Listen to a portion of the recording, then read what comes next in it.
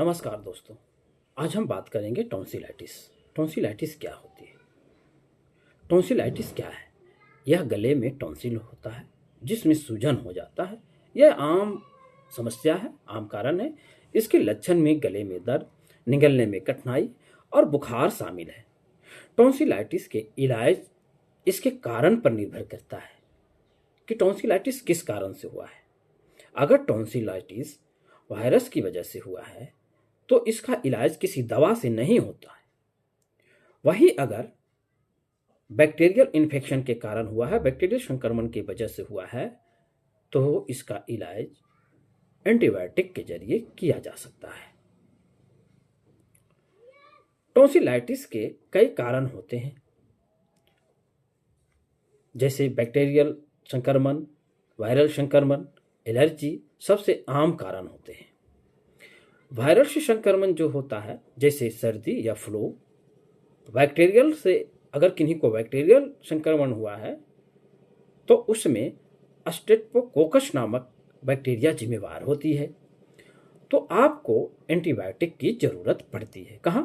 जब bacterial infection हुआ हो तब वहाँ एंटीबायोटिक की आवश्यकता होती है।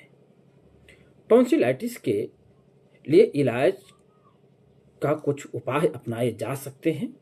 पहला हुआ है कि यदि किसी को टॉन्सिलाइटिस हो गया है तो उसके क्या उपाय अपनाएंगे। तो सबसे पहला होता है कि मरीज को एकदम आराम करने दें, भरपूर मात्रा में तरल पदार्थ पिए, गले के लिए हल्के नरम पदार्थ या लिक्विड डाइट लें, गर्म पानी में नमक डाल करके गरारा करें, 2 से 3 बार गरारे करें। हवा में नमी कमी हो तो इसके लिए ह्यूमिडिफाइड का उपयोग कर सकते हैं, इस्तेमाल कर सकते हैं। अदरक की चाय पिए। अब हो गई कि ये तो हमने कुछ बचाव किए हैं।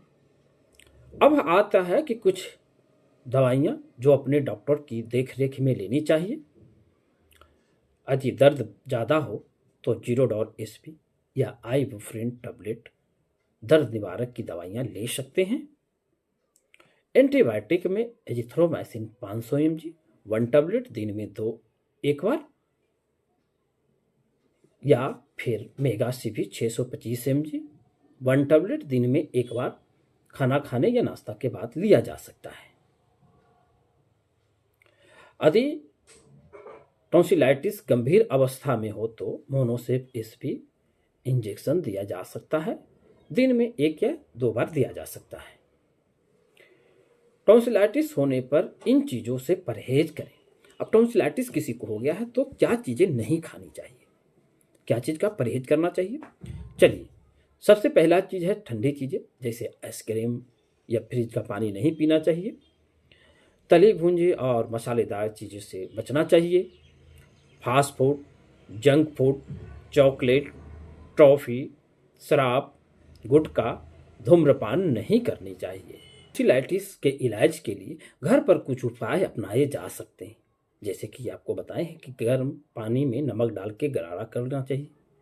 ज़्यादा दर्द हो, इसमें दर्द जब ज़्यादा दर्द हो तो दर्द की दवाइयाँ ले सकते हैं। इसके अलावा हाइड्रेशन बहुत ज़रूरी है, यानी पानी खूब पिए, तरल पदार्थ खूब ले। ज़्यादा दर्द हो तो दर्द की दवाइयाँ आप ले सकते हैं। अब आपके मन में कुछ सवाल जरूर आते होंगे, कुछ सवालों का जवाब मैं देता हूँ।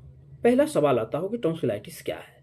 टॉन्सिलाइटिस टॉन्सिल में सूजन है। कभी कभी टॉन्सिलाइटिस के साथ साथ एडोनोनिडस भी सूज जाता है, जिसकी वजह से भी निगलने में परेशानी और गले में सूजन और दर्द होता है। दूसरा सवाल आपके मन में आता है कि टॉन्सिलाइटिस का क्या कारण हो सकते हैं। तो कारण भी मैं बता दिया हूं, लेकिन फिर भी आपको फिर से मैं उसे बताता हूं कि टॉन्सिलाइटिस के क्या कारण हो सकते हैं। आमतौर पर वायरल संक्रमण होता है, अस्टेथ्रो होता है। बैक्टीरियल संक्रमण में टॉन्सिलाइटिस के कारण भी बनते हैं। बैक्टीरिया और वायरस दोनों कारण से संक्रमण होता है। टॉन्सिलाइटिस का अब आता है सवाल कि टॉन्सिलाइटिस का खतरा किसे है, किन लोगों को टॉन्सिलाइटिस का खतरा ज़्यादा होता है। तो टॉन्सिलाइटिस का खतरा 2 साल के बच्चों में ज़्यादा देखा गया है। यह सबसे आम है, लेकिन एक और आंकड़े हैं कि संयुक्त राज्य अमेरिका में लगभग हर बच्चे को संक्रमण होता है। ये बीमारी कई बार होती है। बैक्टीरियल के कारण होने वाले टॉन्सिलाइटिस 5 से लेकर 15 साल के बच्चों में होता है। जो वायरस से होता है और बैक्टीरियल से होता है। तो बैक्टीरिया जो संक्रमण होता है वो किन में होता है? जो 5 साल के बच्चे हैं, 5 साल से 15 साल के बीच के बच्चे, उसमें ज़्यादा होता है। वायरस के कारण होने वाले टॉन्सिलाइटिस छोटे बच्चे में ज़्यादा देखा गया है। छोटे बच्चे में वायरल संक्रमण आम बात होती है। कभी कभी वयस्कों में भी टॉन्सिलाइटिस हो सकता है, लेकिन यह बहुत कम मात्रा में होता है। बहुत कम देखा जाता है कि बड़े बुजुर्गों में टॉन्सिलाइटिस हुआ है। क्या टॉन्सिलाइटिस संक्रमण है? हालांकि टॉन्सिलाइटिस संक्रमण नहीं है, लेकिन इसके कारण बनने वाले वायरस और बैक्टीरिया संक्रमण होते हैं। बार बार हाथ धोने से संक्रमण को फैलने से रोका जा सकता है। उससे संक्रमित होने से रोक सकते हैं। टॉन्सिलाइटिस के लक्षणों में क्या है, क्या क्या शामिल हो सकते हैं? जैसे गले में खराश जो गंभीर हो सकता है, टॉन्सिलाइटिस का लाल हो जाना, सूजी हुई टॉन्सिलाइटिस निगलने में परेशानी करती है। टॉन्सिलाइटिस पर सफ़ेद या पीले रंग की परत जम जाती है। सूजी हुई ग्रंथियां, बुखार, सांस में बदबू। लेकिन याद रखें, अगर लक्षण गंभीर हो या लंबे समय तक बने रहे तो आप अपने नज़दीकी डॉक्टर से संपर्क करें। इसका इलाज एक तो दवा के जरिए से हो सकता है, दूसरा सर्जरी की आवश्यकता होती है। कभी कभी टॉन्सिल इतना खराब हो जाता है कि उसे सर्जरी करके निकालना पड़ता है, खासकर जब टॉन्सिलाइटिस बार बार किसी को संक्रमण कर रहा हो तब। के लिए कुछ आसान कदम उठाए जा सकते हैं। नियमित हाथ धोना और व्यक्तिगत सामान साझा न करना संक्रमण से बचने में मदद करता है।